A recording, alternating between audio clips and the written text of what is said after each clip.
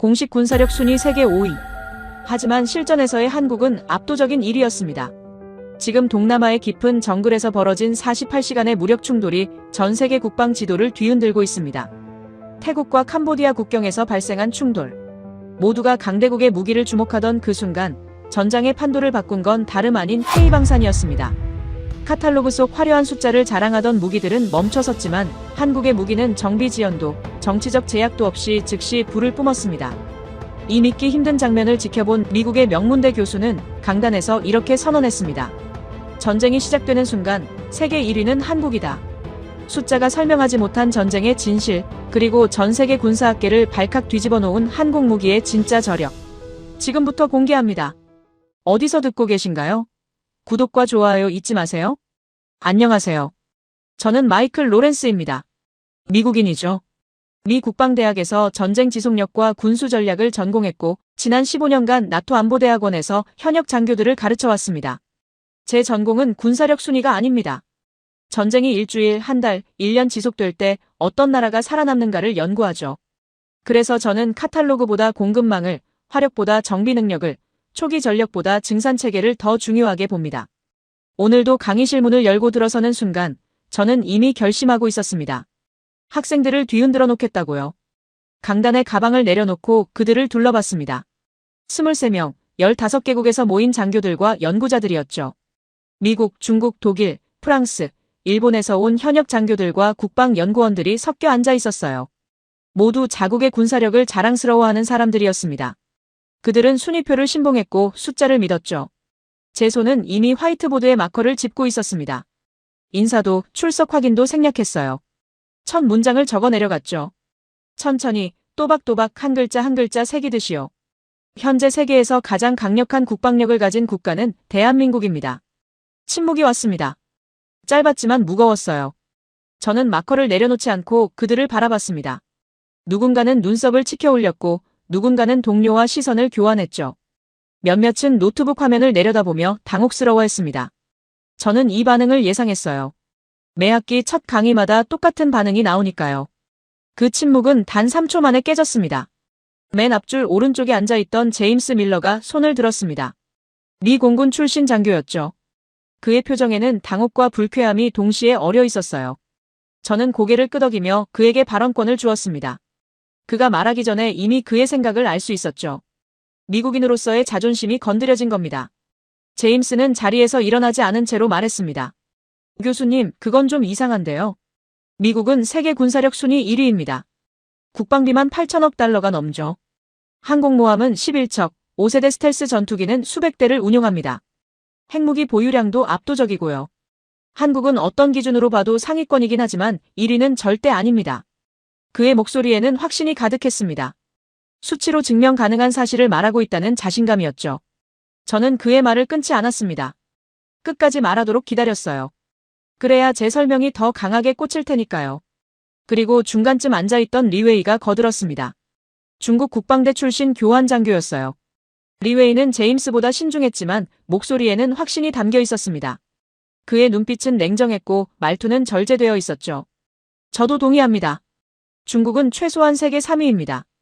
한국보다는 분명히 위죠. 인민해방군의 규모만 200만 명이 넘습니다.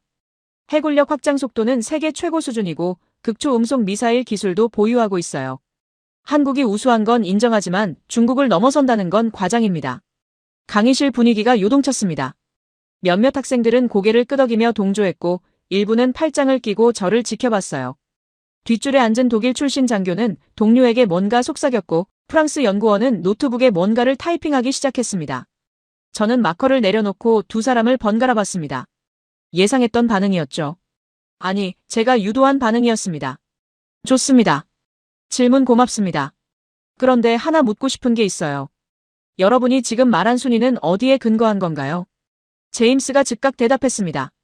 글로벌 파이어파워 같은 기관의 자료죠. 매년 발표되는 군사력 지수입니다. 객관적인 수치로 측정된 거예요. 병력, 무기 보유량, 국방비 규모 모두 계량화할 수 있는 지표들입니다. 리웨이도 거들었습니다. 맞습니다.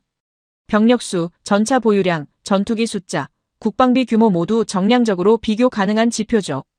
한국이 아무리 기술력이 뛰어나도 이 수치들을 뒤집을 순 없습니다. 미국은 국방비가 8천억 달러가 넘고 중국은 병력이 200만 명입니다. 한국은 어느 쪽도 따라갈 수 없죠. 저는 천천히 고개를 끄덕였습니다. 그들의 논리는 명확했어요. 깔끔하게 정리된 표와 그래프, 수십 년간 축적된 데이터. 그것이 그들의 믿음이었죠. 하지만 그 명확함이야말로 제가 깨뜨리고 싶었던 환상이었습니다. 저는 화이트보드에 적힌 문장 옆에 물음표 하나를 그렸습니다. 여러분이 말한 건 맞습니다. 순위는 분명히 존재하죠. 숫자로 보면 미국이 1위고 중국이 3위예요.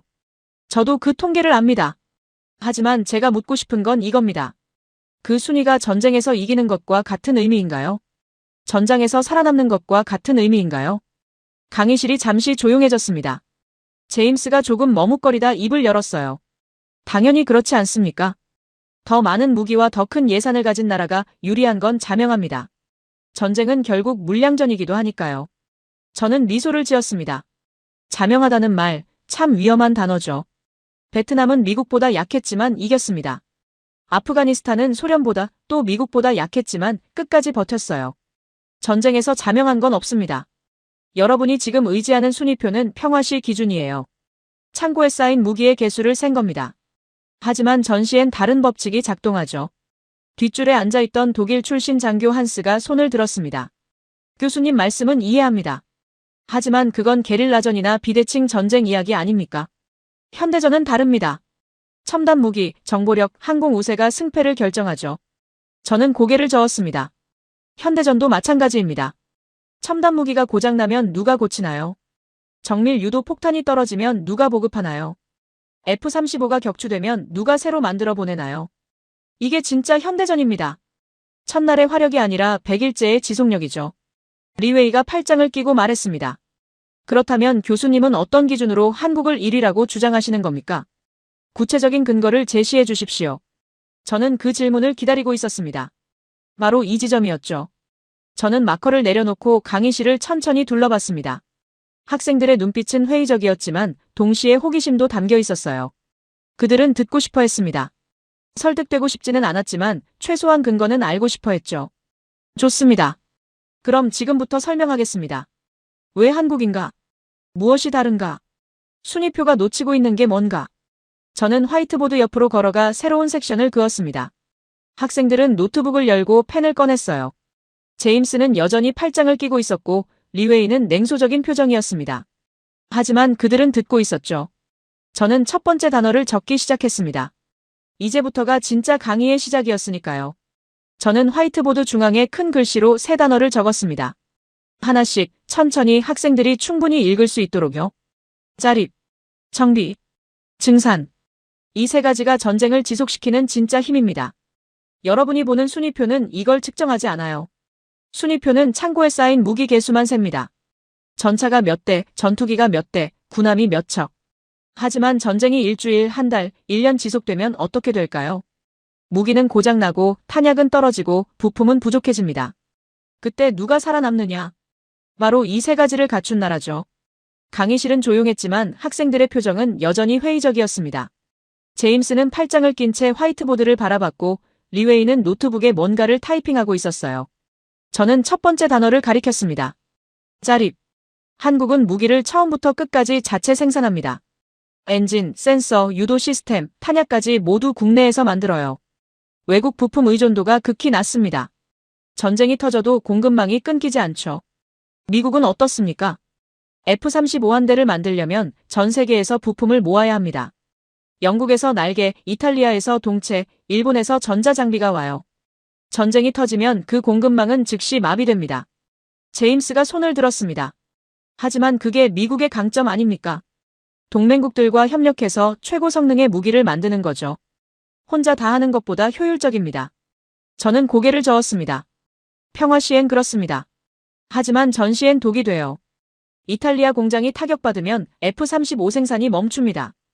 영국 항구가 봉쇄되면 부품이 안 들어와요. 협력은 평화의 산물이지만 의존은 전쟁의 약점입니다. 리웨이가 끼어들었습니다. 그의 목소리는 차갑고 날카로웠어요. 중국도 자립도가 높습니다. 제-20 전투기, 52D 구축함 모두 자체 생산하죠. 러시아에서 일부 엔진을 수입하긴 하지만 국산 화율은 매년 높아지고 있습니다. 저는 두 번째 단어를 가리켰습니다. 정비. 무기를 만드는 것과 고치는 건 다릅니다. 한국군은 전차가 고장나면 24시간 안에 현장에서 수리합니다. 부품이 없으면 즉시 본국에서 공수하죠. 정비 매뉴얼이 한글로 되어 있고 정비병들이 모든 부품을 다룰 수 있어요. 중국은 어떻습니까? VT4 전차가 고장나면 누가 고칩니까? 수출한 나라의 정비병들이 중국어 매뉴얼을 읽을 수 있습니까? 부품을 중국에서 주문하면 얼마나 걸립니까? 리웨이의 얼굴이 굳었습니다. 하지만 그는 반박하지 않았어요. 제가 맞는 말을 했으니까요. 대신 다른 학생이 손을 들었습니다. 프랑스에서 온 연구원 소피였어요. 교수님, 그건 한국만의 장점이 아닙니다. 독일도 레오파르트 전차를 자체 정비하죠. 프랑스도 라팔 전투기 정비 체계가 완벽합니다. 유럽 국가들도 충분히 자립적이에요. 저는 세 번째 단어를 가리켰습니다. 증산. 바로 이겁니다. 독일은 레오파르트를 정비할 수 있지만 새로 만드는 속도가 느려요. 연간 생산량이 수십 대 수준이죠. 전쟁이 터지면 손실을 메울 수 없습니다. 프랑스도 마찬가지예요. 라팔 전투기를 연간 10대 정도 생산합니다. 전쟁에서 하루에 5대가 격추되면 어떻게 됩니까? 2주면 모두 소진됩니다. 소피가 반박했습니다. 하지만 전쟁에서 하루에 5대씩 격추되는 일은 없습니다. 현대전은 그렇게 소모적이지 않아요. 저는 화이트보드에 간단한 그래프를 그렸습니다. 시간축과 전력축이었죠. 여러분은 현대전이 빠르게 끝난다고 생각합니다. 며칠, 몇 주면 승패가 결정된다고 믿죠. 하지만 역사는 다르게 말합니다. 1차 세계대전은 4년, 2차 세계대전은 6년, 한국전쟁은 3년 지속됐어요. 최근 우크라이나 전쟁도 2년이 넘었습니다. 전쟁은 여러분 생각보다 길어요. 그리고 길어질수록 중요한 건 초기 전력이 아니라 증산 능력입니다. 뒷줄에 앉아있던 독일 장교 한스가 손을 들었습니다. 교수님 논리는 이해합니다. 하지만 한국이 정말 그렇게 빠르게 증산할 수 있다는 증거가 있습니까? 이론적으로는 가능할 수 있지만 실제로 해본 적은 없잖아요. 바로 그겁니다. 저는 속으로 생각했죠.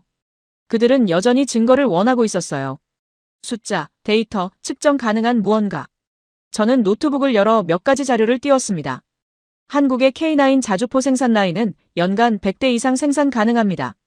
현재는 수출 물량 때문에 그 정도로 돌아가고 있죠. K2 전차도 연간 50대 이상 생산합니다. 이건 평시 기준이에요. 전시체제로 전환하면 2배, 3배로 늘릴 수 있습니다. 공장이 24시간 돌고 인력이 3교대로 투입되고 부품 생산이 최우선 순위가 되니까요. 제임스가 냉소적으로 웃었습니다. 그건 카탈로그 수치 아닙니까? 실제로 전시 생산을 해본 적은 없잖아요. 이론과 현실은 다릅니다. 강의실 분위기가 달라지기 시작했습니다. 학생들은 더 이상 적극적으로 반박하지 않았지만 동의하지도 않았어요. 그저 침묵으로 불신을 표현했죠. 저는 그들의 눈빛에서 읽을 수 있었습니다. 교수의 설명은 논리적이지만 입증되지 않았다는 거예요. 리웨이가 노트북을 덮고 말했습니다. 교수님, 솔직히 말씀드리겠습니다. 지금까지 들은 건 모두 이론입니다. 자립, 정비, 증산 모두 중요하다는 건 압니다. 하지만 그게 한국을 1위로 만든다는 건 비약이에요. 미국은 여전히 기술력 1위고 중국은 여전히 규모 1위입니다. 순위는 한국 위에 우리나라가 있습니다. 강의실이 완전히 조용해졌습니다. 몇몇 학생들은 고개를 끄덕였어요. 리웨이의 말에 동조하는 분위기였죠. 제임스는 팔짱을 낀 채 저를 바라봤습니다. 그의 표정은 말하고 있었어요. 이론은 그만하고 증거를 보여달라고요. 저는 마커를 내려놓고 강단 앞을 천천히 걸었습니다. 공기가 냉각되고 있었어요. 학생들은 더 이상 질문하지 않았지만 그건 납득해서가 아니었습니다. 지루함과 회의가 섞인 침묵이었죠. 저는 이 순간을 예상했어요. 매 학기 똑같은 지점에서 똑같은 벽에 부딪히니까요. 일본에서 온 장교가 조심스럽게 손을 들었습니다. 교수님, 한 가지만 여쭙겠습니다. 한국이 그렇게 뛰어나다면 왜 실전에서 증명하지 못했습니까? 지난 70년간 한국은 대규모 전쟁을 치르지 않았어요. 북한과의 소규모 교전만 있었을 뿐이죠. 미국은 베트남, 이라크, 아프가니스탄에서 싸웠습니다. 중국도 중월 전쟁을 경험했어요. 실전 경험이 없는데 어떻게 1위라고 할 수 있습니까? 그 질문이 강의실 분위기를 완전히 바꿔놓았습니다. 학생들의 표정이 달라졌어요. 이제는 단순한 불신이 아니라 확신에 찬 반대였습니다. 실전 경험, 그것은 제가 어떤 이론으로도 반박할 수 없는 카드였으니까요. 저는 잠시 멈췄습니다. 학생들은 제가 대답하지 못할 거라고 생각하고 있었어요. 리웨이는 미소를 지었고 제임스는 고개를 끄덕였습니다. 그들은 승리했다고 느끼고 있었죠. 하지만 저는 바로 이 순간을 기다리고 있었습니다. 이론의 한계를 그들 스스로 깨닫게 하는 순간이었어요. 저는 천천히 노트북으로 돌아갔습니다. 좋습니다. 실전 경험 말이죠. 여러분이 원하는 게 바로 그겁니까? 카탈로그가 아니라 전장의 기록을요. 학생들은 대답하지 않았습니다. 하지만 그들의 시선이 말하고 있었어요. 그렇다고요. 증거를 보여달라고요. 저는 프로젝터를 켰습니다. 화면이 천천히 밝아지는 동안 강의실은 완전히 고요해졌습니다. 저는 그들을 천천히 둘러봤습니다. 그럼 지금부터 보여드리겠습니다. 아주 최근에, 아주 가까운 곳에서 벌어진 전쟁을요. 여러분이 모르는 전쟁 말입니다. 저는 마우스를 클릭했습니다. 다음 슬라이드가 떴어요. 이제 이론은 끝났습니다. 현실을 보여줄 시간이었죠. 화면에 지도가 떴습니다. 동남아시아, 인도차이나 반도였어요. 태국과 캄보디아의 국경선이 붉은색으로 표시되어 있었고 그중 한 지점이 노란색으로 깜빡이고 있었죠. 프레아비헤아 사원 인근 지역이었습니다. 저는 레이저 포인터로 그 지점을 천천히 가리켰어요. 지난해 11월 15일 이곳에서 무력 충돌이 발생했습니다. 태국군과 캄보디아군이 직접 교전했죠. 국경 분쟁이었어요. 양측 모두 이 지역이 자국 영토라고 주장했고 외교적 해결이 실패하자 군대가 투입됐습니다. 강의실이 조용해졌습니다. 학생들은 화면을 응시했어요. 아까와는 다른 침묵이었죠. 논쟁의 침묵이 아니라 집중의 침묵이었습니다. 제임스는 팔짱을 풀고 앞으로 몸을 기울였고 리웨이는 노트북을 덮고 스크린만 바라봤어요. 저는 다음 슬라이드로 넘겼습니다. 타임라인이 나타났죠. 11월 15일 오전 6시부터 17일 오후 3시까지 정확히 57시간의 기록이었습니다. 48시간이 조금 넘는 시간 동안 벌어진 일입니다. 전면전이 아니었어요. 국지전이었죠. 하지만 양측 모두 현대식 무기를 총동원했습니다. 전차, 자주포, 다연장 로켓, 공격 헬기, 전투기까지 투입됐어요. 규모는 작았지만 강도는 높았습니다. 독일 장교 한스가 손을 들었습니다. 교수님, 이 전쟁은 언론에 거의 보도되지 않았습니다. 저도 처음 듣는 분쟁인데요. 저는 고개를 끄덕였습니다. 맞습니다. 세계 언론은 관심을 갖지 않았죠. 동남아시아 두 나라의 국경 분쟁, 사상자도 양측 합쳐 100명이 안 됐습니다. 우크라이나나 중동 분쟁에 비하면 작은 사건이었어요.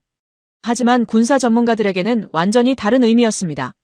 이 전쟁은 카탈로그 성능과 실전 성능의 차이를 극명하게 보여줬거든요. 리웨이가 눈을 가늘게 떴습니다. 그의 표정이 달라지고 있었어요. 이미 제가 어디로 가려는지 눈치챈 것 같았죠. 저는 다음 슬라이드로 넘겼습니다. 양측 군대의 무기 목록이 나타났어요. 태국군 주력 무기입니다. K9 자주포 18문, 블랙팬서 전차 12대, T-50 경공격기 6대. 모두 한국산이죠. 캄보디아군은 어떻습니까? VT-4 주력 전차 15대, PLG-45 자주포 12문, 중국제 CH-4 공격 드론 8대. 모두 중국산입니다. 강의실에서 속삭임이 들렸습니다. 학생들이 서로 시선을 교환했어요. 리웨이의 얼굴이 굳었습니다. 제임스는 노트북을 열어 뭔가를 검색하기 시작했죠. 저는 그들에게 시간을 주었습니다. 충분히 생각할 시간을요. 프랑스 연구원 소피가 조심스럽게 손을 들었습니다. 교수님, 양측 무기가 비슷한 수준 아닙니까? 전차 대 전차, 자주포 대 자주포 구도인데요. 저는 다음 슬라이드로 넘겼습니다. 무기 스펙 비교표였어요. 왼쪽에 한국 무기, 오른쪽에 중국 무기가 나란히 배치되어 있었죠. 카탈로그상 성능을 비교해보죠. VT-4 전차는 125mm 활강포를 장착했습니다. 블랙팬서는 120mm죠. 포 구경만 보면 중국이 우위예요. VT-4의 최대 사거리는 5km, 블랙팬서는 4km입니다. 엔진 출력도 VT-4가 1300마력, 블랙팬서가 1200마력이에요. 숫자만 보면 중국 전차가 더 강력합니다. 리웨이가 고개를 들었습니다. 그의 표정에 안도가 스쳤어요. 보십시오. 스펙은 중국이 우위입니다. 그렇다면 결과도. 저는 그의 말을 막았습니다. 잠깐만요. 아직 끝나지 않았습니다. 자주포도 봅시다. PLG-45는 155mm, 사거리 39km입니다. K9도 155mm, 사거리 40km예요. 거의 동등하죠. 가격은 어떻습니까? VT-4 전차는 대당 $400만, 블랙팬서는 $850만 입니다. PLG-45는 250만 달러, K9은 380만 달러예요. 가격 대비 성능으로 보면 중국이 압도적입니다. 제임스가 끼어들었습니다. 그렇다면 왜 이 전쟁을 예시로 드신 겁니까? 스펙이 비슷하거나 중국이 우위라면 결과도 비슷하거나 중국이 이겼을 텐데요. 저는 미소를 지었습니다. 바로 그겁니다. 여러분이 지금 카탈로그를 믿고 있죠. 구경, 사거리, 출력, 가격. 모두 측정 가능한 숫자예요. 하지만 전쟁은 카탈로그가 아닙니다. 여러분이 지금 본 숫자들은 모두 시험장에서 측정된 겁니다. 평지, 맑은 날씨, 새 부품, 충분한 정비 시간. 이상적인 조건에서 나온 수치죠. 저는 화면을 바꿨습니다. 전장 사진이 나타났어요. 진흙투성이 도로, 폭우가 쏟아지는 밀림, 45도를 넘는 열대 기후였죠. 학생들의 표정이 변했습니다. 이게 실전입니다. 프레아비헤아 국경지대는 11월이 우기예요. 하루 종일 비가 내리고 습도는 90%를 넘습니다. 도로는 진흙탕이 되고 장비는 녹이 슬죠. 먼지와 습기가 전자장비를 망가뜨립니다. 이런 환경에서 무기가 카탈로그대로 작동할까요? 강의실이 완전히 고요해졌습니다. 아무도 대답하지 않았어요. 저는 다음 슬라이드로 넘겼습니다. 전투 첫날의 기록이었습니다. 11월 15일 오전 6시 20분, 캄보디아군이 먼저 포격을 시작했습니다. PLG-45 자주포 12문이 일제히 사격했어요. 태국군 진지를 향해 약 200발의 포탄이 날아갔죠. 태국군은 7분 후 반격했습니다. K9 자주포 18문이 응사했어요. 포격전이 시작된 겁니다. 저는 말을 멈추고 학생들을 둘러봤습니다. 그들은 숨을 죽이고 있었어요. 제임스는 펜을 들고 메모하기 시작했고 리웨이는 화면을 뚫어지게 쳐다봤습니다. 일본 장교는 팔짱을 낀 채 다음 말을 기다렸죠. 저는 천천히 말을 이었습니다. 첫 30분간은 양측 모두 정상 작동했습니다. 포탄이 날아가고 명중하고 진지가 파괴됐어요. 하지만 1시간이 지나자 상황이 달라지기 시작했습니다. 캄보디아군의 PLG-45 중 3문이 사격을 멈췄어요. 태국군의 K9은 18문 모두 계속 사격했습니다. 한스가 손을 들었습니다. 왜 멈췄습니까? 고장입니까? 저는 고개를 끄덕였습니다. 정확한 원인은 공개되지 않았어요. 하지만 현장 보고서에 따르면 포신 과열과 장전 장치 오작동이었습니다. 습한 환경에서 연속 사격하자 냉각 시스템이 제대로 작동하지 않았던 거죠. 반면 K9은 냉각 시스템이 더 견고했습니다. 같은 조건에서도 계속 작동했어요. 리웨이가 끼어들었습니다. 3문만 멈춘 겁니다. 나머지 9문은 계속 작동했죠. 그건 큰 차이가 아닙니다. 저는 다음 슬라이드로 넘겼습니다. 3시간 후의 기록이었어요. 오전 9시 30분, 캄보디아군의 PLG-45는 12문 중 7문이 멈췄습니다. 태국군의 K9은 여전히 18문 모두 작동했어요. 이 시점에서 포격전의 균형이 완전히 무너졌습니다. 강의실이 술렁였습니다. 학생들이 서로 쳐다봤어요. 리웨이는 입을 다물었고 제임스는 무언가 말하려다 멈췄습니다. 저는 그들에게 시간을 주지 않았어요. 다음 슬라이드로 넘겼죠. 그리고 전차전이 시작됐습니다. 양측 전차가 약 2km 거리에서 조우했어요. VT-4 15대 대 블랙팬서 12대. 숫자상으로는 캄보디아가 우위였죠. 카탈로그상 성능도 VT-4가 더 좋았습니다. 하지만 저는 말을 멈췄습니다. 학생들은 제 다음 말을 기다렸어요. 강의실은 완전히 고요했습니다. 에어컨 소리조차 크게 들렸죠. 저는 천천히 마우스를 움직였습니다.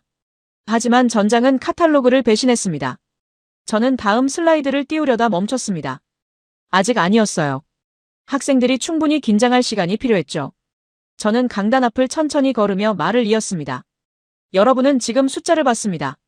캄보디아군이 더 많은 전차를 보유했고 스펙상으로도 우위였죠. 가격도 저렴했어요. 하지만 제가 아까 말했던 3가지를 기억하십니까? 자립, 정비, 증산. 이 3가지가 없으면 무기는 그냥 고철입니다. 리웨이가 입을 열었습니다. 교수님, 그건 추측입니다. 실제로 어떤 일이 일어났는지 보여주십시오. 저는 고개를 끄덕였습니다. 좋습니다. 그럼 이제 보여드리죠. 카탈로그에 적힌 숫자가 전장에서 어떻게 무너지는지 말입니다. 저는 마우스를 클릭했습니다. 다음 슬라이드가 화면에 떴어요. 학생들의 눈이 커졌습니다. 화면에는 파괴된 전차 사진이 있었죠. 포탑이 날아가고 포신이 휘어져 있었습니다. 이제부터 보여드릴 건 이론이 아닙니다. 측정된 사실이에요. 태국군과 캄보디아군이 48시간 동안 기록한 전투 보고서입니다. 여러분이 믿는 순위표가 얼마나 무력한지, 카탈로그가 얼마나 거짓말을 하는지 정확히 보여줄 겁니다. 저는 레이저 포인터를 들고 화면 속 파괴된 전차를 가리켰습니다. 학생들은 숨을 죽였어요. 더 이상 반박하지 않았습니다. 그저 다음 이야기를 기다렸죠. 강의실은 완전히 침묵에 잠겼습니다. 논쟁은 끝났어요. 이제 현실이 말할 차례였습니다. 저는 화면 속 파괴된 전차를 가리키며 말을 이었습니다. 이것은 VT4 주력 전차입니다. 캄보디아군이 운용하던 15대 중 하나죠. 전투 시작 2시간 30분 후에 촬영된 사진이에요. 여러분이 아까 본 카탈로그에서는 이 전차가 블랙팬서보다 우수했습니다. 포 구경도 크고 사거리도 길고 엔진 출력도 높았죠. 그런데 지금 이 모습을 보십시오. 학생들이 화면을 응시했습니다. 전차의 포신이 이상하게 휘어져 있었어요. 포탑 상부가 검게 그을려 있었고 해치가 열린 채로 방치되어 있었죠. 제임스가 눈을 가늘게 뜨고 화면을 자세히 봤습니다. 리웨이는 표정이 굳어 있었어요. 포신이 파열됐습니다. 저는 레이저 포인터로 휘어진 부분을 가리켰어요. 여기 포신 중간 부분이 부풀어 올라 있죠. 터진 겁니다. 왜 터졌을까요? 카탈로그에는 225mm 활강포가 연속 사격 30발 이상 가능하다고 나와 있었습니다. 시험장에서는 그랬어요. 하지만 전장에서는 달랐습니다. 한스가 손을 들었습니다. 포신 파열은 드문 사고 아닙니까? 어느 나라 무기든 일어날 수 있는 일이죠. 저는 고개를 저었습니다. 드문 사고면 문제가 안 됩니다. 하지만 이건 드물지 않았어요. 저는 다음 슬라이드로 넘겼습니다. 또 다른 VT4 전차 사진이 나타났죠. 이것도 포신이 휘어져 있었습니다. 그리고 또 다른 사진, 그리고 또. 저는 연속으로 4장의 사진을 보여줬어요. 전투 첫날 캄보디아군의 VT4 전차 15대 중 4대가 포신 파열을 겪었습니다. 26%죠. 이건 사고가 아닙니다. 구조적 결함이에요. 강의실이 술렁였습니다. 리웨이가 자리에서 일어났어요. 그의 얼굴은 붉어져 있었죠. 교수님, 그건 과장입니다. 포신 파열은 탄약 문제일 수도 있고 정비 부족 때문일 수도 있어요. VT4 자체의 결함이라고 단정할 수 없습니다. 저는 그를 차분히 바라봤습니다. 좋은 지적입니다. 그래서 제가 조사했죠. 저는 다음 슬라이드를 띄웠어요. 기술 보고서였습니다. 캄보디아군이 중국 측에 보낸 공식 문서였죠. 이 보고서는 전투 직후 작성됐습니다. 캄보디아군 기술진이 파열된 포신을 분석한 결과예요. 탄약은 정상이었습니다. 중국에서 공급한 표준 탄약이었죠. 정비도 매뉴얼대로 했어요. 전투 전날 점검을 완료했습니다. 그런데도 포신이 터졌어요. 왜일까요? 저는 보고서의 한 부분을 확대했습니다. 포신 내부 온도 데이터였어요. 연속 사격 시 포신 온도가 섭씨 900도를 넘었습니다. 냉각 시스템이 제대로 작동하지 않았던 거죠. 시험장에서는 사격 간격을 두고 측정했지만 실전에서는 빠르게 연속 사격했어요. 그 차이가 포신을 파열시켰습니다. 소피가 끼어들었습니다. 그렇다면 한국 전차는 어땠습니까? 블랙팬서도 같은 조건에서 싸웠을 텐데요. 저는 다음 슬라이드로 넘겼습니다. 태국군의 블랙팬서 전차 사진이었어요. 전투가 끝난 후 정비 중인 모습이었죠. 포신은 멀쩡했습니다. 블랙팬서 12대 중 포신 파열은 단 한 건도 없었습니다. 0%예요. 같은 시간, 같은 장소, 같은 습도, 같은 기온에서 싸웠는데 결과는 완전히 달랐습니다. 왜일까요? 카탈로그에는 VT4가 더 우수하다고 나와 있었는데 말이죠. 리웨이가 앉았습니다. 그는 더 이상 반박하지 않았어요. 표정은 굳어 있었지만 입을 다물었죠. 제임스는 노트북에 뭔가를 타이핑하고 있었습니다. 아마 VT4 포신 파열을 검색하고 있는 것 같았어요. 저는 화이트보드로 걸어갔습니다.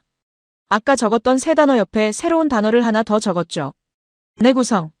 이게 카탈로그에 없는 항목입니다. 시험장에서는 측정하지 않아요.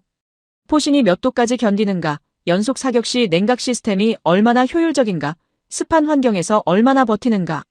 이런 건 시험장에서 확인하지 않습니다. 왜냐하면 평가 기준에 없으니까요. 하지만 전장에서는 이게 생사를 결정합니다. 일본 장교가 손을 들었습니다. 교수님, 그렇다면 한국은 어떻게 이런 내구성을 확보했습니까? 특별한 기술이 있습니까? 저는 고개를 저었습니다. 특별한 기술이 아닙니다. 특별한 경험이죠. 한국은 지난 70년간 북한과 대치해왔습니다. 휴전선 근처는 여름엔 습하고 겨울엔 얼어붙어요. 장비가 극한 환경에서 작동해야 합니다. 그래서 한국 무기는 처음부터 이런 조건을 염두에 두고 설계돼요. 시험장 성능이 아니라 전장 생존을 목표로 만듭니다. 저는 다음 슬라이드를 띄웠습니다. 블랙팬서 전차의 설계 도면이었어요. 포신 부분이 확대되어 있었죠. 블랙팬서의 포신은 이중 냉각 시스템을 갖췄습니다. 외부 공기 냉각과 내부 순환 냉각을 동시에 사용해요. 연속 사격 시에도 온도를 섭씨 700도 이하로 유지합니다. VT4는 단일 냉각 시스템이에요. 시험장에서는 충분했지만 실전에서는 부족했죠. 한스가 말했습니다. 하지만 이중 냉각 시스템은 무게와 비용을 증가시킵니다. VT4가 더 저렴한 이유가 바로 그 때문 아닙니까? 저는 고개를 끄덕였습니다. 맞습니다. VT4는 400만 달러, 블랙팬서는 850만 달러예요. 2배 이상 비싸죠. 하지만 질문 하나 하겠습니다. 여러분이 지휘관이라면 어떤 전차를 선택하겠습니까? 400만 달러짜리 전차 2대를 사서 2시간 만에 포신이 터지는 게 나을까요? 아니면 850만 달러짜리 전차 1대를 사서 48시간 내내 싸우게 하는 게 나을까요? 강의실이 조용해졌습니다. 아무도 대답하지 않았어요. 저는 그들의 침묵을 읽을 수 있었습니다. 이제 그들은 이해하기 시작했죠. 가격과 성능의 의미가 달라지고 있었어요. 저는 다시 화면으로 돌아갔습니다. 전투 둘째 날의 기록을 보여줬어요. 11월 16일 오전, 캄보디아군의 VT4는 작동 가능한 전차가 11대로 줄었습니다. 4대는 포신 파열, 나머지는 정상이었죠. 태국군의 블랙팬서는 12대 모두 작동했습니다. 수적 우위가 완전히 역전됐어요. 이 시점부터 전차전의 주도권은 태국군으로 넘어갔습니다. 리웨이가 작은 목소리로 말했습니다. 하지만 나머지 11대는 계속 싸웠습니다. 여전히 숫자는 비슷했어요. 저는 다음 슬라이드로 넘겼습니다. 전투 손실 그래프였어요. 시간에 따른 양측 전차 수가 표시되어 있었죠. 둘째 날 오후, 캄보디아군 VT4 2대가 더 격파됐습니다. 태국군 블랙팬서는 1대가 손상됐지만 수리 가능했어요. 셋째 날 새벽, VT4 3대가 추가로 격파됐습니다. 블랙팬서는 손실이 없었죠. 전투가 끝났을 때 캄보디아군은 작동 가능한 전차가 6대 남았고 태국군은 11대가 남았습니다. 제임스가 조심스럽게 손을 들었습니다. 교수님, 전차 격파는 포신 파열과 다른 문제 아닙니까? 전술이나 조종 실력 차이일 수도 있어요. 저는 고개를 끄덕였습니다. 물론입니다. 하지만 포신이 터진 전차는 싸울 수조차 없었어요. 전투에 참여하지도 못했죠. 15대로 시작했지만 실질적으로는 11대로 싸운 겁니다. 처음부터 4대가 빠진 거예요. 이게 카탈로그와 현실의 차이입니다. 저는 화면을 바꿨습니다. 마지막 슬라이드였어요. 한 문장만 크게 적혀 있었죠. 카탈로그에 적힌 숫자는 거짓말을 할 수 있습니다. 하지만 포신이 견뎌야 하는 화약의 온도는 거짓말을 하지 않습니다. 강의실은 완전히 침묵에 잠겼습니다. 리웨이는 고개를 숙였어요. 제임스는 펜을 내려놓았습니다.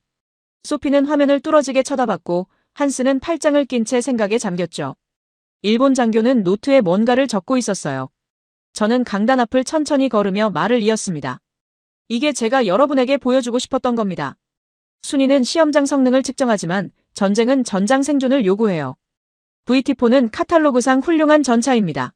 하지만 실전에서는 26%가 스스로 무너졌어요. 블랙팬서는 카탈로그상 평범해 보이지만 실전에서는 0%가 고장났습니다. 이게 순위표가 놓치는 진실입니다. 뒷줄에서 누군가 한숨을 쉬었습니다. 독일 장교였어요. 그는 동료에게 뭔가 속삭였고 고개를 끄덕였죠. 강의실 분위기가 완전히 달라져 있었습니다. 이제 더 이상 반박하는 사람이 없었어요. 불신도 사라졌습니다. 대신 무거운 깨달음이 자리 잡았죠. 리웨이가 손을 들었습니다. 그의 목소리는 아까와 달리 조용했어요. 교수님, 한 가지만 여쭙겠습니다. 중국도 이 문제를 알고 있습니까? 저는 고개를 끄덕였습니다. 압니다. 이 전투 이후 중국은 VT4의 냉각 시스템을 개선하고 있어요. 하지만 그건 이미 판매한 전차엔 적용되지 않습니다. 캄보디아가 산 15대는 여전히 구형 시스템이죠. 리웨이는 더 이상 말하지 않았습니다. 그는 노트북을 덮고 화면만 바라봤어요. 저는 그의 표정에서 읽을 수 있었습니다. 자존심이 무너지는 게 아니라 진실을 받아들이고 있는 거였죠. 저는 프로젝터를 끄지 않았습니다.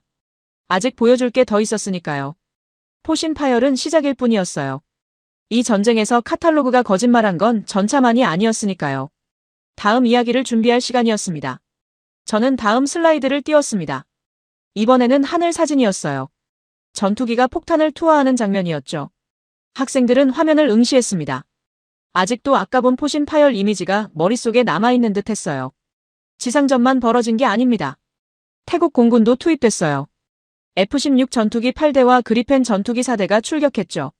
목표는 캄보디아군의 보급선이었습니다. 탄약고, 연료 저장소, 로켓 발사 진지를 파괴해야 했어요. 제임스가 고개를 끄덕였습니다. 그는 공군 출신이었죠. 전형적인 근접 항공 지원 작전입니다. 정밀 유도 폭탄으로 적 후방을 타격하는 거죠. 저는 고개를 저었습니다. 아닙니다. 정밀 유도 폭탄이 아니었어요. 태국은 그런 고가 무기를 충분히 보유하지 못했습니다. 미국제 제이담이나 유럽제 정밀 폭탄은 한 발에 수만 달러예요. 태국 공군 예산으론 대량 보유가 불가능했죠. 그래서 다른 방법을 썼습니다. 저는 다음 슬라이드로 넘겼습니다. 작은 장비 사진이 나타났어요. 날개와 유도 장치가 달린 키트였죠. 학생들은 고개를 갸우뚱했습니다. KGB입니다. 한국형 정밀 유도 키트죠. 이게 뭐냐고요? 재래식 자유낙하 폭탄에 장착하는 유도 장치예요. 500파운드, 1000파운드 일반 폭탄 뒤에 이 키트를 붙이면 GPS 유도 정밀 폭탄으로 바뀝니다. 새 폭탄을 살 필요가 없어요. 창고에 쌓여있던 구형 폭탄을 그대로 쓰면 됩니다. 소피가 손을 들었습니다. 그건 미국의 제이담과 같은 개념 아닙니까? 새로운 기술은 아닌 것 같은데요. 저는 고개를 끄덕였습니다. 맞습니다. 개념은 같아요. 하지만 세 가지가 다릅니다. 첫째, 가격입니다. 제이담 키트는 한 개에 25,000달러예요. KGB는 12,000달러입니다. 절반 이하죠. 둘째, 호환성입니다. 제이담은 미국제 폭탄에만 장착 가능해요. KGB는 나토 표준 폭탄이면 전부 호환됩니다. 태국이 보유한 구형 MK-82, MK-84 폭탄에 모두 장착할 수 있었죠. 셋째, 납품 속도입니다. 저는 잠시 말을 멈췄습니다. 학생들은 제 다음 말을 기다렸어요. 저는 천천히 말을 이었습니다. 태국은 이 키트를 전쟁 발발 72시간 만에 받았습니다. 한국에서 긴급 공수했어요. 미국의 제이담을 주문했다면 최소 2주는 걸렸을 겁니다. 하지만 전쟁은 2주를 기다려주지 않았죠. 리웨이가 끼어들었습니다. 하지만 성능은 어떻습니까? 저렴하고 빠르다고 해서 좋은 건 아니죠. 정확도가 떨어지면 의미가 없습니다. 저는 다음 슬라이드로 넘겼습니다. 타격 결과 사진이었어요. 캄보디아군 탄약고가 정확히 명중당에 폭발한 장면이었죠. 연기와 불길이 치솟고 있었습니다. CP 10m입니다. 원형 공산 오차가 10m라는 뜻이죠. 발사한 폭탄의 50%가 목표 지점 반경 10m 안에 떨어진다는 겁니다. 제이담은 CP 5m예요. 절반 수준이죠. 하지만 탄약고나 연료 저장소 같은 큰 목표물엔 10m면 충분합니다. 그리고 가격은 절반이에요. 한스가 고개를 끄덕였습니다. 비용 대비 효율이 뛰어나군요. 하지만 이건 경제적 선택 아닙니까? 군사적 우위와는 다른 문제 같은데요. 저는 화이트보드로 걸어갔습니다. 간단한 계산식을 적었어요. 제이담 100개 250만 달러. KGB 100개 120만 달러. 차액 130만 달러로 KGB를 108개 더 살 수 있습니다. 즉, 같은 예산으로 2배 이상의 폭탄을 운용할 수 있어요. 전쟁에서 숫자는 중요합니다. 정확도가 조금 낮아도 2배 많이 쏠 수 있다면 전체 타격 효과는 더 높아지죠. 강의실이 조용해졌습니다. 학생들은 화이트보드의 숫자를 바라봤어요. 계산은 간단했지만 의미는 강력했죠. 저는 다음 슬라이드로 넘겼습니다. 태국 공군은 이틀 동안 KGB 장착 폭탄 124발을 투하했습니다. 목표는 캄보디아군 후방시설이었어요.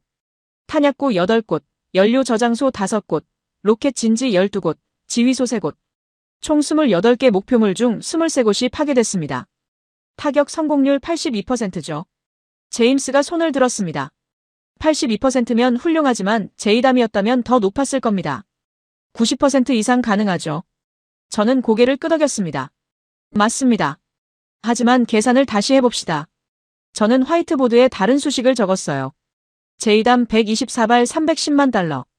타격 성공률 90%라고 가정하면 112개 목표 파괴. KGB 124발 149만 달러.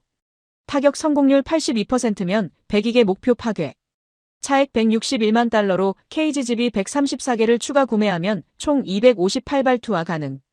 82% 성공률이면 212개 목표 파괴. 같은 예산으로 거의 2배의 효과를 낼 수 있습니다. 학생들이 웅성거렸습니다. 누군가 계산기를 두드리고 있었고 다른 누군가는 동료와 속삭이고 있었어요. 저는 그들에게 시간을 주었습니다. 숫자가 그들을 설득하게 했죠. 소피가 말했습니다. 교수님 논리는 이해합니다. 하지만 이건 가난한 나라의 전략 아닙니까?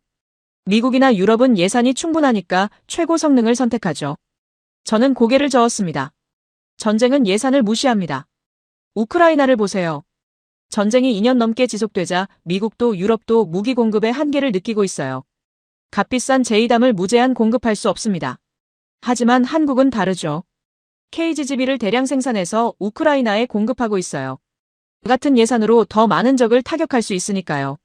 저는 다음 슬라이드를 띄웠습니다. 태국 캄보디아 전쟁으로 돌아왔어요. 전투 이틀째 밤의 기록이었죠. 11월 16일 밤 10시 캄보디아군의 탄약 보급선이 끊겼습니다. 주요 탄약고 8곳 중 6곳이 파괴됐거든요. 로켓 진지 12곳 중 10곳이 무력화됐어요. 자주포는 남아있었지만 쏠 탄약이 부족했습니다. 전차는 작동했지만 연료가 떨어지기 시작했죠. 이 시점에서 캄보디아군의 전투 지속 능력은 급격히 떨어졌습니다. 리웨이가 조용히 말했습니다. 결국 공중 우세가 전쟁을 결정했군요. 지상 무기가 아니라요. 저는 고개를 저었습니다. 아닙니다. 공중 우세가 아니에요. 비용 효율이 결정했습니다. 태국은 최신 전투기나 최고 성능 폭탄을 쓰지 않았어요. 대신 구형 폭탄에 저렴한 키트를 붙여서 대량으로 투입했죠. 캄보디아는 그걸 막을 방법이 없었습니다. 저는 화면을 바꿨습니다. 한국 방산업체의 홍보 자료가 나타났어요. KGB의 특징이 나열되어 있었죠. 한국은 새 무기를 팔지 않았습니다. 기존 전력을 살렸어요. 태국이 보유한 낡은 폭탄들을 버리지 않고 업그레이드했죠. 전투기 개조도 필요 없었습니다. 그냥 장착하고 투하하면 됐어요. 이게 한국 방산의 철학입니다. 최고가 아니라 최적을 추구하죠. 일본 장교가 손을 들었습니다.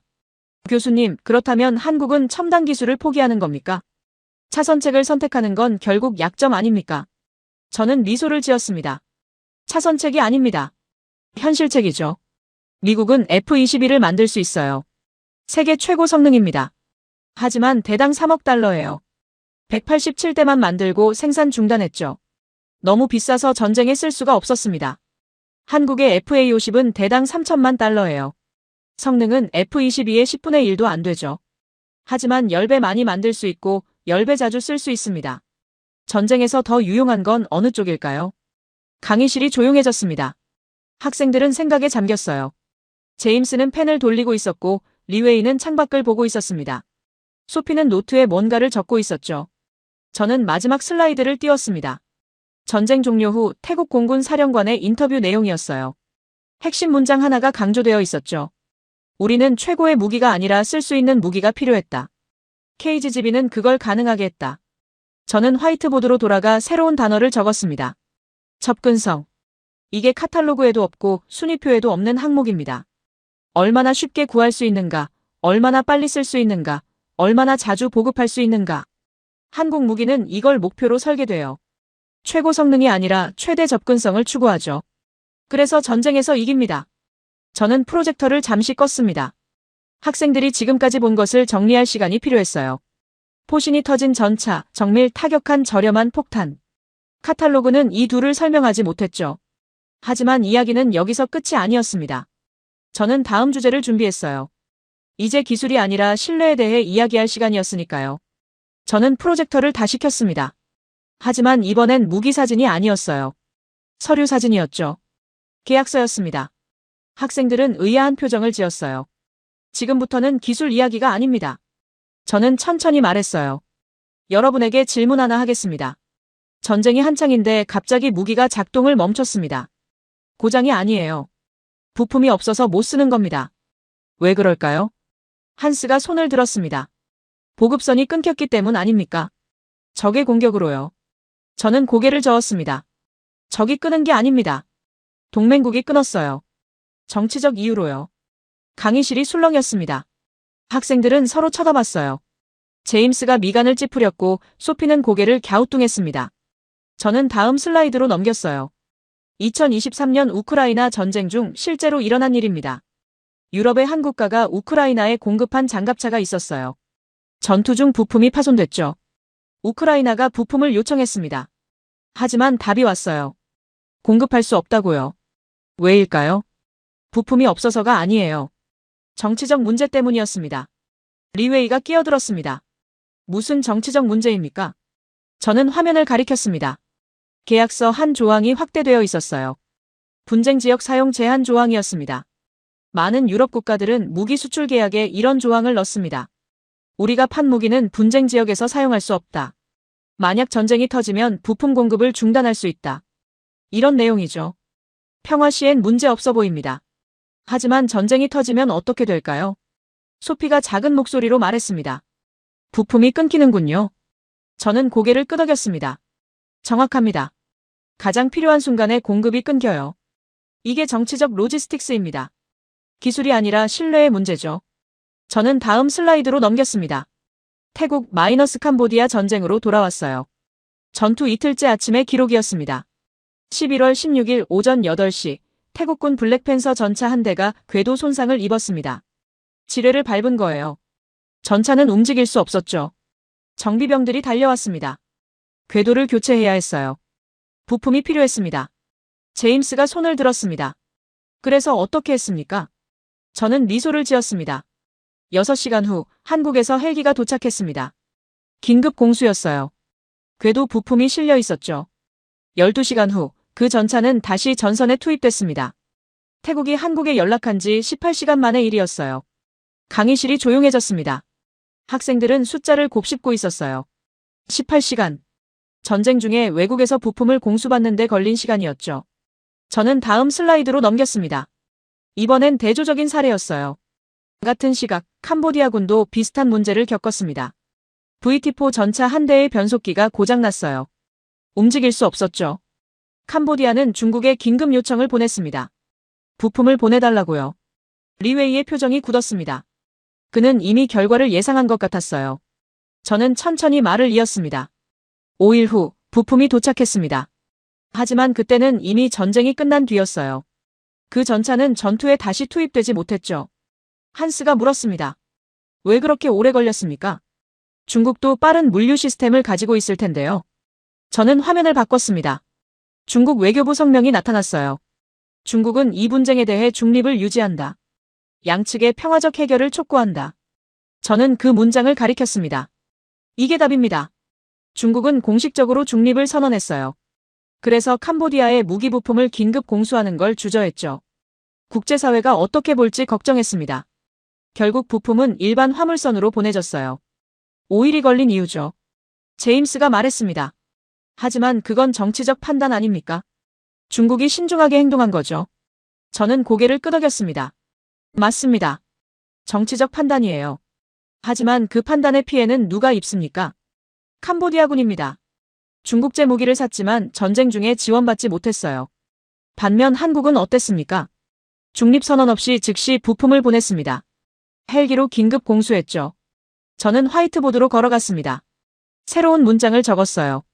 무기를 파는 것과 끝까지 지원하는 것은 다르다. 강의실이 고요해졌습니다. 학생들은 그 문장을 응시했어요. 저는 말을 이었습니다. 한국이 폴란드에 K2 전차를 팔았습니다. 계약서에는 이런 조항이 있어요. 전쟁 시 우선 부품 공급 보장, 24시간 긴급 대응 체제, 정치적 상황과 무관한 지원. 이게 한국식 계약입니다. 독일이나 프랑스는 이런 조항을 넣지 않아요. 넣을 수가 없죠. 법적으로, 정치적으로 제약이 많으니까요. 소피가 손을 들었습니다. 하지만 교수님, 그건 위험하지 않습니까? 만약 폴란드가 논란 많은 전쟁을 시작하면 한국도 연루되는 거 아닙니까? 저는 고개를 끄덕였습니다. 위험합니다. 하지만 한국은 그 위험을 감수해요. 왜냐하면 자기들도 같은 상황이니까요. 한국은 휴전 상태입니다. 언제든 전쟁이 재개될 수 있죠. 그때 부품 공급이 끊기면 어떻게 됩니까? 한국은 그걸 누구보다 잘 알아요. 그래서 다른 나라에도 같은 보장을 해주는 겁니다. 저는 다음 슬라이드를 띄웠습니다. 태국 국방장관의 인터뷰였어요. 전쟁 종료 후 언론의 한 말이었죠. 우리는 한국 무기가 최고 성능이라서 선택한 게 아닙니다. 전쟁 중에도 우리 곁에 있어줄 거라고 믿었기 때문입니다. 저는 그 문장을 천천히 읽었습니다. 학생들은 조용히 들었어요. 강의실 분위기가 달라지고 있었죠. 이제는 기술적 감탄이 아니었습니다. 다른 감정이었어요. 리웨이가 조용히 말했습니다. 중국도 동맹국을 지원합니다. 파키스탄에 무기를 공급하고 기술도 이전했어요. 저는 고개를 끄덕였습니다. 맞습니다. 하지만 질문 하나 하겠습니다. 만약 파키스탄이 인도와 전쟁을 시작하면 중국은 전쟁 중에도 부품을 계속 보낼까요? 국제사회의 압력에도 불구하고요. 서방의 제재를 감수하면서도요. 리웨이는 대답하지 못했습니다. 그는 고개를 숙였어요. 저는 더 추궁하지 않았습니다. 대신 다음 슬라이드로 넘겼죠. 2022년 한국은 폴란드에 K2 전차를 수출하기 시작했습니다. 유럽 여러 나라가 반발했어요. 독일은 불편해했고 프랑스는 우려를 표명했죠. 왜냐하면 폴란드가 러시아와 긴장 관계였으니까요. 하지만 한국은 계약을 이행했습니다. 약속대로 전차를 보냈고 정비 교육을 했고 부품 공급 라인을 구축했어요.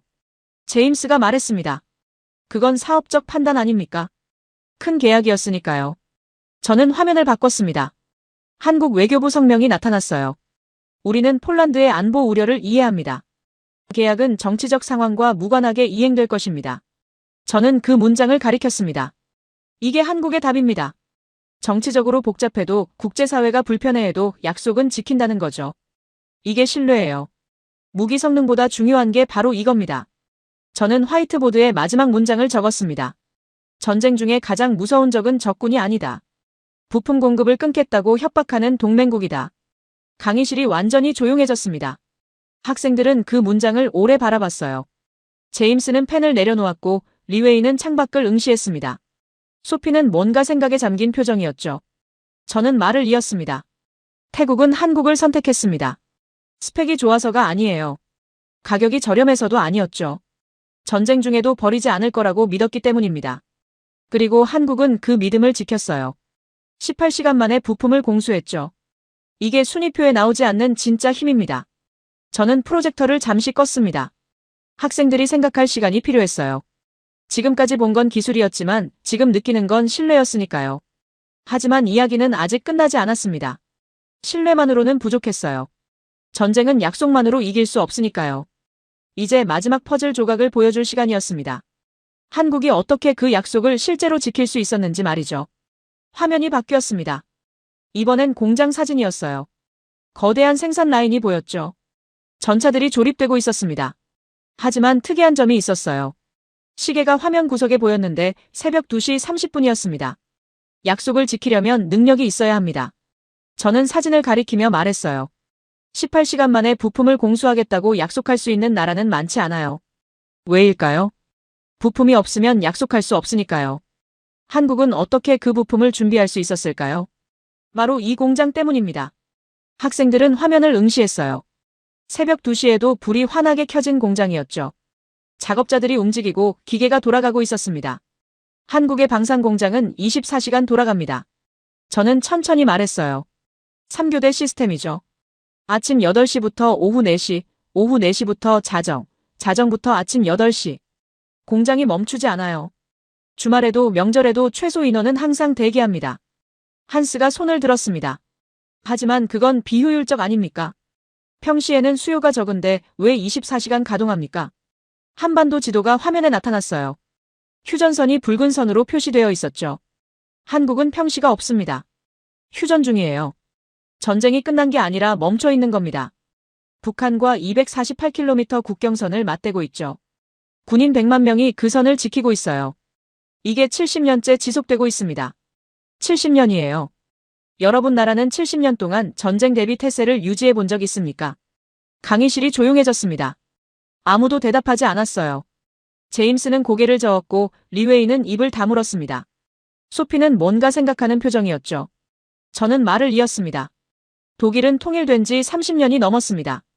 프랑스는 2차 세계대전 이후 80년간 본토에서 전쟁이 없었어요. 미국은 대륙에서 전쟁을 겪지 않았죠. 하지만 한국은 다릅니다. 매일 아침 뉴스에서 북한 소식을 듣고 매년 군사훈련을 하고 젊은이들은 2년간 군복무를 해요. 전쟁은 언제나 가능성이 아니라 현실입니다. K9 자주포 생산 라인이 화면에 펼쳐졌어요. 컨베이어 벨트 위로 거대한 포신이 천천히 움직이고 있었죠. 이 공장은 연간 K9 자주포를 100대 이상 생산합니다. 평시 기준이에요. 하지만 전시체제로 전환하면 어떻게 될까요? 저는 클릭했어요. 같은 공장이었지만 더 많은 작업자들이 보였습니다. 인력이 3배로 늘어나면 생산 라인이 2개로 확장되면 부품 공급이 최우선이 되면 생산량은 2배에서 3배로 늘어납니다. 연간 20만 300대죠. 제임스가 끼어들었습니다. 하지만 그건 이론 아닙니까? 실제로 전시 생산을 해본 적은 없잖아요. 저는 고개를 끄덕였습니다. 맞습니다. 한국은 전면전을 겪지 않았어요. 하지만 우크라이나 전쟁 때 증명됐습니다. 화면에 2022년 뉴스 기사가 떴죠. 폴란드, 한국의 K9 자주포 긴급 주문. 48대를 6개월 내 납품. 6개월이에요. 저는 그 숫자를 강조했습니다. 폴란드가 독일에 주문했다면 어땠을까요? 독일 방산업체 뉴스가 바로 다음 화면에 나타났습니다. 레오파르트 2 전차 신규 주문, 납품까지 최소 39개월 소요. 39개월입니다. 3년이 넘어요. 폴란드는 그렇게 기다릴 수 없었습니다. 러시아가 바로 옆에 있었으니까요. 그래서 한국을 선택했죠. 6개월이면 받을 수 있었으니까요. 리웨이가 말했습니다. 하지만 품질 문제는 없었습니까? 빨리 만들면 결함이 생길 수 있어요. 폴란드군의 K9 시험 사격 장면이 재생되기 시작했어요. 포탄이 정확히 목표물에 명중하고 있었죠. 납품 후 6개월간 폴란드군이 실시한 테스트 결과입니다. 고장률 0.3%예요. 독일제 레오파르트는 0.2%죠. 거의 같습니다. 빨리 만든다고 품질이 떨어지지 않았어요. 소피가 손을 들었습니다. 어떻게 그게 가능합니까? 빠르면서도 정확하다는 게 모순 아닙니까? 저는 화이트보드로 걸어갔습니다. 간단한 그림을 그렸어요. 공장 하나와 여러 개의 화살표였죠. 유럽은 주문이 들어오면 그때 생산을 시작합니다. 부품 발주, 인력 확보, 라인 조정까지 시간이 걸리죠. 하지만 한국은 다릅니다. 이미 돌아가고 있어요. 주문이 들어오면 생산량만 늘리면 됩니다. 공장은 이미 뜨겁게 달궈져 있으니까요. 저는 다른 예시를 들었습니다. 식당을 생각해 보세요. 어떤 식당은 손님이 오면 그때 불을 켜고 재료를 꺼냅니다. 다른 식당은 항상 불이 켜져 있고 재료가 준비돼 있어요. 손님이 갑자기 100명 오면 어느 식당이 빨리 대응할까요? 학생들이 고개를 끄덕였습니다. 이해한 것 같았어요. 화면이 바뀌었죠. 한국의 현대로템 공장입니다. K2 전차를 만드는 곳이죠. 이 공장엔 항상 30%의 예비 부품이 쌓여 있습니다. 엔진, 포신, 센서, 궤도 모두요. 왜일까요? 긴급 주문에 대비하기 위해서예요. 제임스가 말했습니다. 그건 재고 비용이 많이 들지 않습니까? 저는 고개를 끄덕였습니다. 맞습니다. 비싸죠. 유럽 공장들은 그래서 안 해요. 재고를 최소화하는 게 효율적이니까요. 하지만 한국은 다르게 생각합니다. 전쟁이 터지면 재고 비용보다 납품 지연이 더 치명적이에요. 그래서 항상 30%를 쌓아둡니다. 한화방산 공장이 화면에 나타났어요. K9 자주포 부품들이 거대한 창고에 정리되어 있었죠. 이 부품들은 3개월 생산량입니다. 언제든 꺼내 쓸 수 있어요. 폴란드가 전화하면 다음날 헬기에 실을 수 있죠. 태국이 긴급 요청하면 18시간 안에 공수할 수 있고요. 이게 약속을 지킬 수 있는 이유입니다. 일본 장교가 손을 들었습니다. 교수님, 그렇다면 한국은 평화를 믿지 않는 겁니까? 항상 전쟁을 준비하는 건 비관적 아닙니까? 저는 잠시 멈췄습니다. 그의 질문은 날카로웠어요. 저는 천천히 대답했습니다. 평화를 믿지 않는 게 아닙니다. 평화를 지키는 방법을 아는 거죠. 한국은 지난 70년간 배웠어요. 준비되지 않은 평화는 쉽게 깨진다는 걸요. 1950년 한국전쟁이 그랬습니다. 준비가 안 됐었죠. 300만 명이 죽었어요. 그래서 한국은 다시는 그런 일이 없도록 항상 준비합니다. 공장을 멈추지 않고 부품을 쌓아두고 24시간 대기하죠. 강의실이 완전히 고요해졌습니다. 일본 장교는 더 이상 질문하지 않았어요.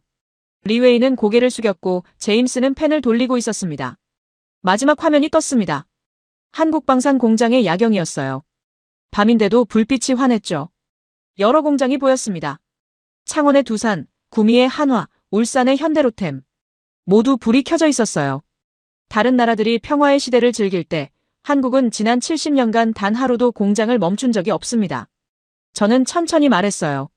크리스마스에도 새해에도 명절에도 누군가는 그 공장에 있어요. 기계를 점검하고 부품을 확인하고 생산 라인을 준비하죠. 왜냐하면 전쟁은 휴일을 기다려주지 않으니까요. 저는 화이트보드에 마지막 문장을 적었습니다. 전쟁을 상정하지 않은 나라와 전쟁을 일상처럼 준비한 나라. 전장에서 살아남는 건 후자다. 학생들은 그 문장을 오래 바라봤습니다. 아무도 반박하지 않았어요. 더 이상 질문도 없었죠. 그들은 이제 이해했습니다. 한국이 1위라는 제 주장이 무슨 의미인지요. 화면이 꺼졌습니다. 강의실에 형광등 불빛만 남았어요. 저는 학생들을 천천히 둘러봤습니다. 제임스는 노트에 뭔가를 적고 있었고 리웨이는 창밖을 보고 있었습니다. 소피는 생각에 잠긴 표정이었고 한스는 팔짱을 낀 채 고개를 끄덕이고 있었죠. 이제 마지막 이야기를 할 시간이었습니다. 지금까지 본 모든 것을 하나로 묶을 시간이었어요. 순위가 사라지고 새로운 기준이 등장하는 순간을 보여줄 시간이었죠. 8장. 결론. 순위가 지워진 순간. 저는 마커를 집었습니다. 화이트보드로 천천히 걸어갔어요. 강의 첫 시작에 적었던 그 문장이 아직 남아있었죠. 현재 세계에서 가장 강력한 국방력을 가진 국가는 대한민국입니다. 2시간 전 이 문장을 보고 학생들은 웃었습니다. 제임스는 미국 1위를 주장했고 리웨이는 중국 3위를 말했죠. 숫자와 순위표가 그들의 근거였어요. 하지만 지금은 아무도 웃지 않았습니다. 강의실은 완전히 고요했어요. 저는 그 문장 아래 세로줄을 하나 그었습니다. 왼쪽과 오른쪽으로 나눴죠. 왼쪽에 단어 하나를 적었습니다. 순위. 이게 여러분이 강의 시작 전까지 믿었던 것입니다. 저는 그 아래 적었어요. 미국 1위, 중국 3위, 러시아 2위, 한국 6위. 이게 순위표가 말하는 겁니다. 국방비, 병력수, 무기 보유량으로 계산한 숫자예요. 제임스가 고개를 들었습니다. 그의 표정은 아까와 달랐어요. 방어적이지 않았습니다. 그냥 듣고 있었죠. 저는 오른쪽에 다른 단어를 적었습니다. 생존. 이게 지난 2시간 동안 우리가 본 것이죠. 저는 그 아래 적었어요. 자립, 정비, 증산, 내구성, 접근성, 신뢰. 이게 전장에서 살아남는 조건입니다. 순위표에는 없는 항목들이에요. 소피가 노트에 뭔가를 적고 있었습니다. 한스는 팔짱을 풀고 앞으로 몸을 기울였어요. 일본 장교는 화이트보드만 응시했죠. 리웨이는 여전히 창밖을 보고 있었지만 귀는 제 말에 집중하고 있었습니다. 저는 왼쪽에 적힌 순위를 천천히 지우기 시작했습니다. 마커 자국이 천천히 사라졌어요. 미국 1위, 중국 3위, 러시아 2위, 한국 6위. 모두 지웠습니다. 깨끗하게요. 태국 캄보디아 전쟁에서 순위는 아무 의미가 없었습니다. 저는 지우개를 내려놓고 말했어요. 카탈로그상 중국 전차가 우수했지만 26%가 포신 파열로 무너졌죠. 스펙상 비슷했지만 한국 전차는 0% 고장이었어요. 이게 현실입니다. 순위가 아니라 생존이 답을 줬죠. 저는 오른쪽에 적힌 생존을 동그라미로 크게 감쌌습니다. 전쟁은 초반 48시간에 끝나지 않습니다. 일주일, 한 달, 1년 지속되죠. 무기는 고장나고 탄약은 떨어지고 부품이 필요해집니다. 그때 누가 살아남느냐? 공장이 24시간 돌아가는 나라. 부품을 18시간 만에 공수하는 나라. 70년간 전쟁을 준비해온 나라. 바로 그 나라가 이깁니다. 제임스가 손을 들었습니다. 처음으로 공격적이지 않은 질문이었어요. 교수님, 그렇다면 미국은 어떻게 해야 합니까? 우리도 생존 구조를 만들 수 있습니까? 저는 잠시 멈췄습니다. 좋은 질문이었어요. 가능합니다. 하지만 쉽지 않죠. 미국은 전 세계에 동맹이 있고 공급망이 퍼져 있습니다. 그걸 포기하고 자립체계로 전환하려면 수십 년이 걸려요. 독일도 프랑스도 마찬가지입니다. 그들은 평화를 믿었고 효율을 추구했어요. 하지만 한국은 달랐죠. 평화를 믿을 수 없었고 생존을 선택했습니다. 리웨이가 조용히 말했습니다. 중국은 자립도를 높이고 있습니다. 언젠가는 한국을 따라잡을 겁니다. 저는 고개를 끄덕였습니다. 그럴 수 있죠. 중국은 빠르게 발전하고 있어요. 하지만 한 가지 묻겠습니다. 중국은 70년간 불안 속에서 살아본 적 있습니까? 매일 아침 전쟁 가능성을 생각하며 공장을 돌려본 적 있습니까?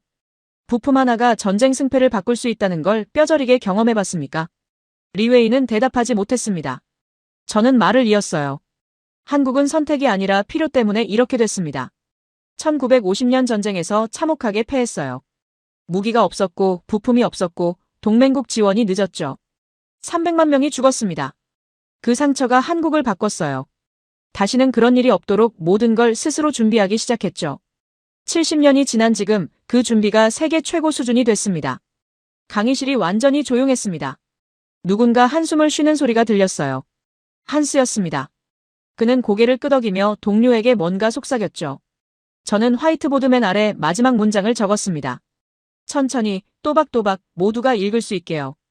군사력 순위는 돈으로 살 수 있다. 하지만 전쟁에서 살아남는 능력은 수십 년간의 실패와 불안 속에서만 만들어진다. 저는 마커를 내려놓고 학생들을 둘러봤습니다. 제임스는 그 문장을 노트에 옮겨 적고 있었어요. 리웨이는 더 이상 창밖을 보지 않았습니다. 저를 똑바로 보고 있었죠.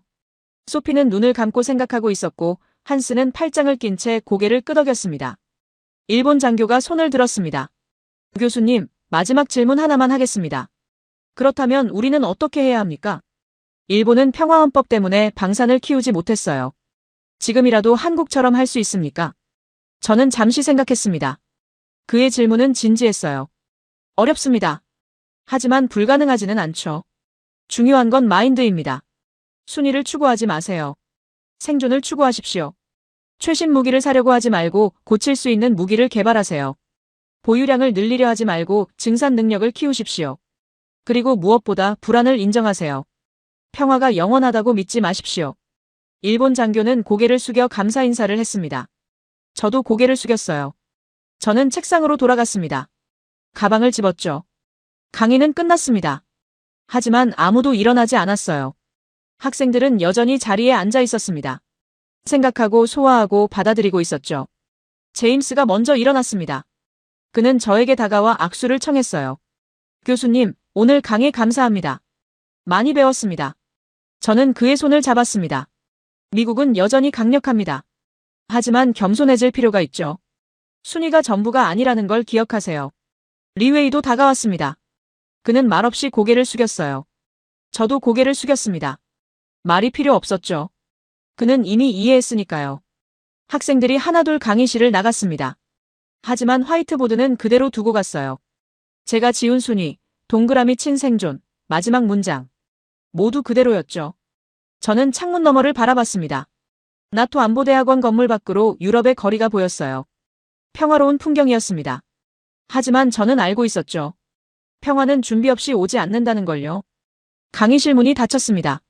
저는 혼자 남았어요. 화이트보드 앞에 서서 그 문장을 다시 읽었습니다. 군사력 순위는 돈으로 살 수 있다. 하지만 전쟁에서 살아남는 능력은 수십 년간의 실패와 불안 속에서만 만들어진다.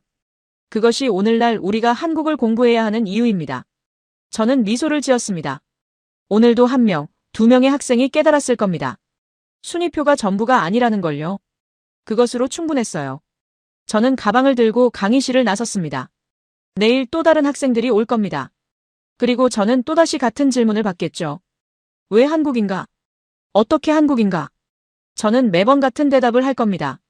순위가 아니라 생존이라고. 카탈로그가 아니라 현실이라고. 그리고 학생들은 점점 더 이해할 거예요. 세상이 변하고 있다는 걸, 전쟁의 법칙이 달라졌다는 걸요. 복도를 걸으며 저는 생각했습니다. 한국은 선택받아서가 아니라 살아남아야 했기 때문에 강해졌다고. 그리고 그 강함은 순위표에 나오지 않는, 하지만 전장에서 증명되는 진짜 힘이라고요. 강의는 끝났습니다. 하지만 이야기는 계속될 겁니다.